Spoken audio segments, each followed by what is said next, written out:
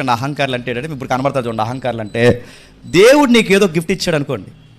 Example మనం church వాతావరణంలో ఉన్నాం కనుక నేను బాగా పాట పాడుతున్నాను అనుకోండి, నేను బాగా పాటలు పాడుతున్నాను అనుకోండి, సేమ్ పాట సుధాకర్ లేచి పాడాడు అనుకోండి, ఎక్కడో పదం సరిగా పాడలేదు అనుకోండి, నేను వెనకాల ఒక ఎదబిల్ల తెప్పిస్తాను, ఏంటి ఇలా పెట్టుకుని అని నవ్వుతాను అనమాట. ఎందుకు? వీడికి పాడడం రావట్లేదు చెప్పండి, నేనే బాగా పాడుతున్నాను, నాలాగే ఇంకెవడో చెప్పండి. దీన్నే అహంకారం అంటారు, గుర్తుపెట్టుకో.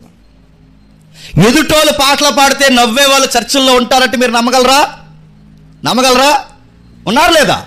అలా లేదో దేవుడిని ఆరాధన చేద్దాం వచ్చి పాడితే వీళ్ళ పెద్ద లతా మంగేశ్వరికి తమ్ముళ్ళలాగా చెల్లిలాగా ఇక నిలబడిన వాళ్ళందరూ పేర్లు పెడతారు. పెట్టరు నడుతున్నాను.